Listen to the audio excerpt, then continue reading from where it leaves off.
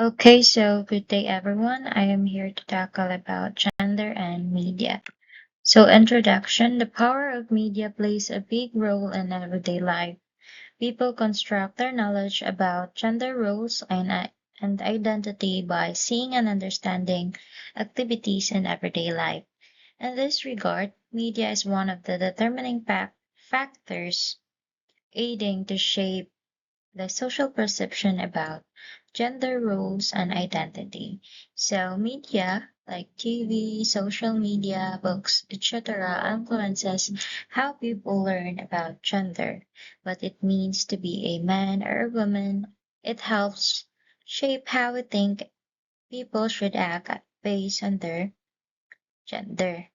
So next, over decades, print media like books, magazines, advertisements, and the internet has played a profound role to define gender identity by stereotyping and segregating gender roles. So, for a long time, media like magazines, books, and ads have shown specific roles for men and women.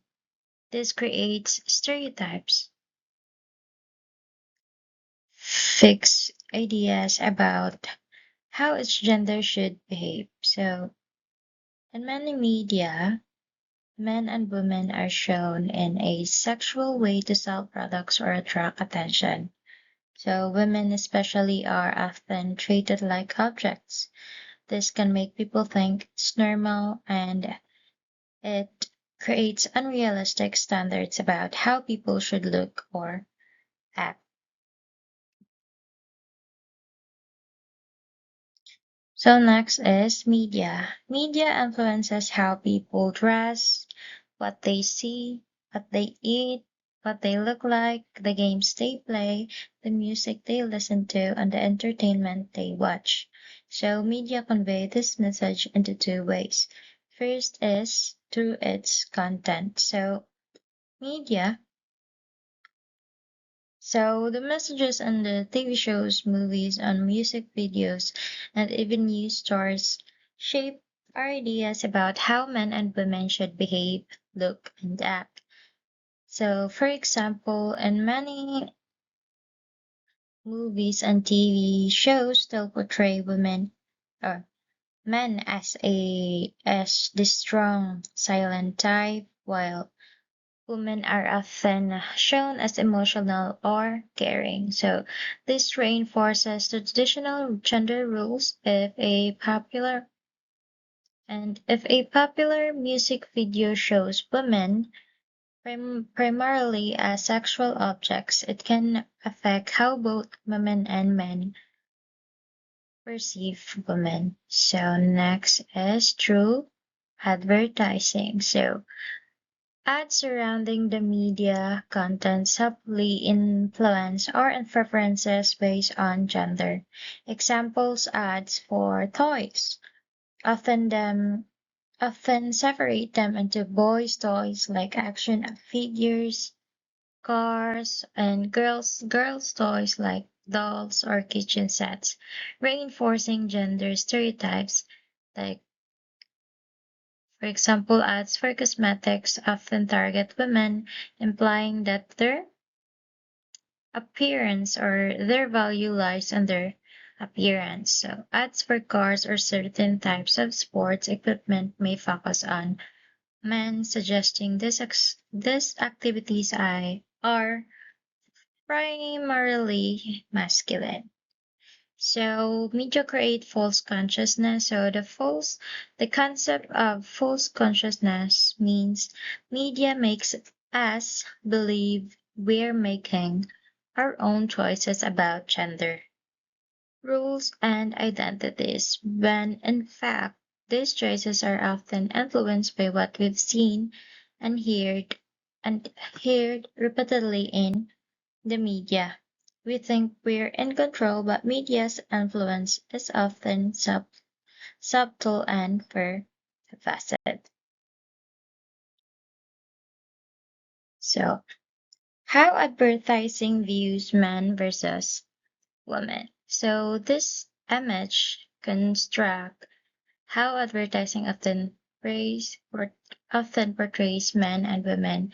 It uses word clouds within the outline of a man and a woman to illustrate the point. So men are frequently associated with the words suggesting strength, power, masculinity, intelligence, ambitions, and sex. Think of ads showing muscular men selling car or athletic gear. And women, conversely, are often linked to words emphasizing appearance, sexuality, and subservience. Examples include ads using women's body to sell products or portraying them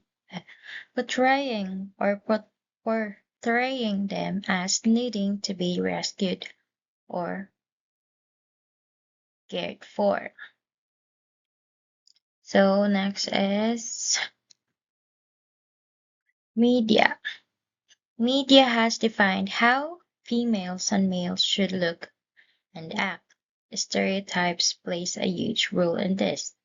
Though advertisements, performers, actors, and actresses, the standard male should be masculine, dominant, physically fit, has abs, handsome, and so on, like depicted in the image in the previous slides.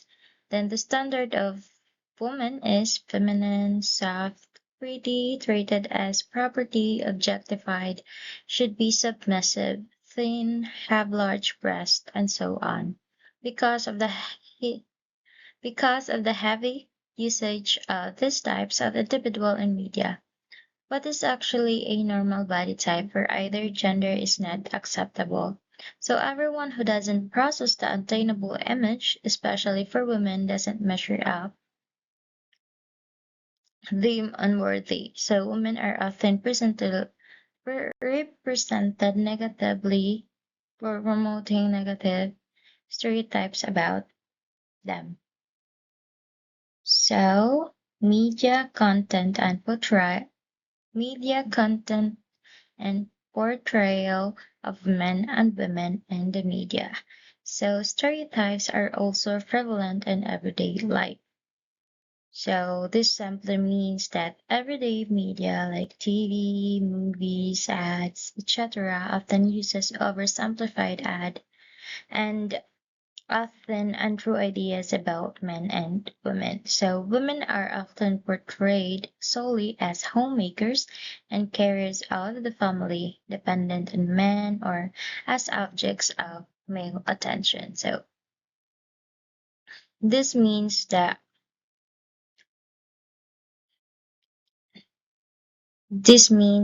women are frequently shown in media only in these roles, ignoring other aspects of their lives or identity. Example could include older commercials oh, older commercials showing women only in the kitchen or ads are only used to attract male viewers attention. So men are also subjected to stereotyping in the media. They are typically characterized as powerful and dominant breadwinners. So this points out that men also face stereotypical portrayals. Often they are shown only a powerful and in charge and the primary source of income for their family. So examples could include action movies where men are always the heroes or commercial showing men only in professional settings. So the overall point is that media often uses limited and sometimes inaccurate representations of both genders, reinforcing traditional gender roles. So next is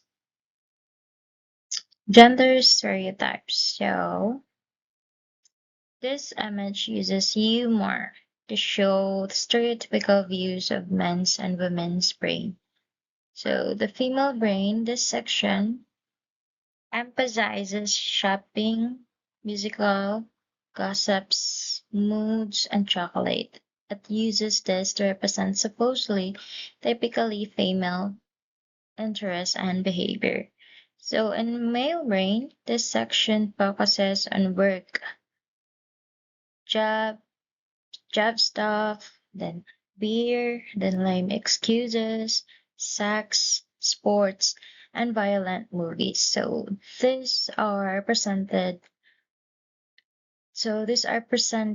as supposedly typical male interests and behaviors. So this image point is that these are harmful and inaccurate generalizations. Real people are far more diverse and complex than this simplistic representation suggests. So next is excuse objectification. So objectification occurs So, no. Okay, so objectifications means treating a person like an object, only valued for their appearance or how they make others feel, and not as a person with their own thoughts, feelings, and agency. Like, for example, in advertising, using a body's uh, using a person's body part like breast or muscles to sell a product without showing them as a whole person with a personality or identity. Think of ads think of ads focusing solely on a model's body to sell perfumes or cars. So in media, portraying characters as solely sexual objects, reducing them to their physical attributes and ignoring their inner lives or capabilities. Some movies or TV shows might portray women primarily as sexual objects for male characters' pleasure without giving them any other defined role or personality. So essentially, objectifications reduces a person's worth to their physical attributes for the viewer's pleasure, ignoring their inherent humanity and individuality. Okay, so sexualization occurs when a person's value comes only from his or her sexual appeal or behavior to the exclusion of other characteristics. So this means someone is just someone is judged solely on how attractive they are or how they act sexually, ignoring all their other qualities. Like for example, a woman's intelligence or job skills are ignored because people only focus on her looks or her perceived sexiness. A man's achievements are disregarded because people only see him as a ladies' man. A person is held to a standard that equates physical attractiveness or narrowly defined with being sexy. So this means that a very specific and limited idea of beauty is considered the only way to be considered sexually attractive. So, like for example, only thin women are seen as attractive, ignoring the beauty of women with different body types, and only men with certain muscular builds are considered desirable, ignoring the attractiveness of men with various body shapes. So a person is sexually objectified that is made into a thing for other sexual use rather than seen as a person with a capacity of independent action decision making. So this means someone is treated as an object for other sexual gratification. So not as individual with their own thoughts, feelings, and choices. Like, for example, a woman is seen as a prize to be won or a target for sexual advances rather than as a person with ambitions or goals. So a man is only valued for his family to perform sexually, disregarding his other qualities for aspiration. So sexuality is an appropriately imposed upon a person. So this means that someone's sexuality is forced on them or used against them in a way that is not appropriate or respectful. Like, for example, a child is sexualized in our advertising or media. A person's sexual orientation is used to mock or belittle them. Okay, so a lot of magazines have sexualized images on the cover of women.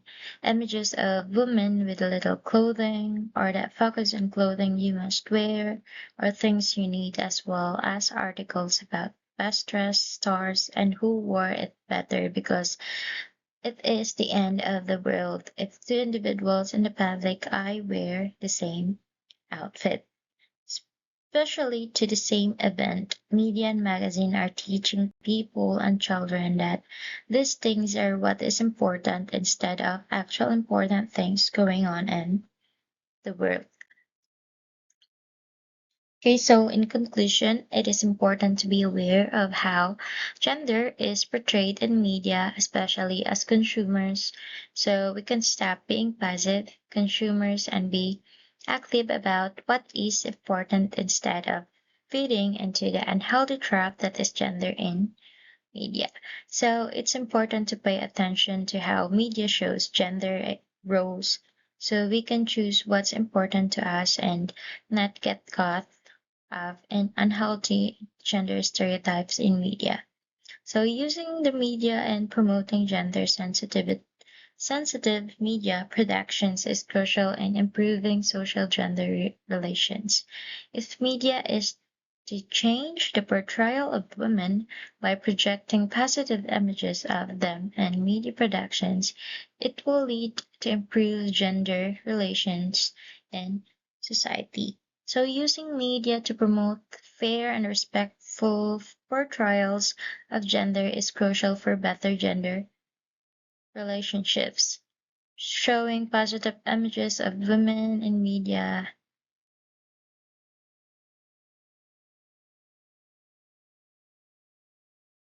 can lead to better gender equality in society.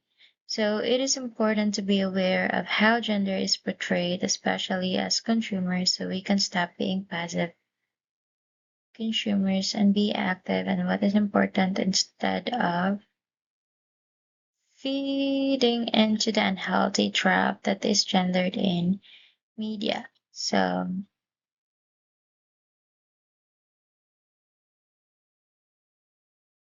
it is important to pay attention to how media shows gender rules so we can choose what's important to us and not get caught off in unhealthy gender stereotypes in media. So that's all for my topic. Thank you and good day.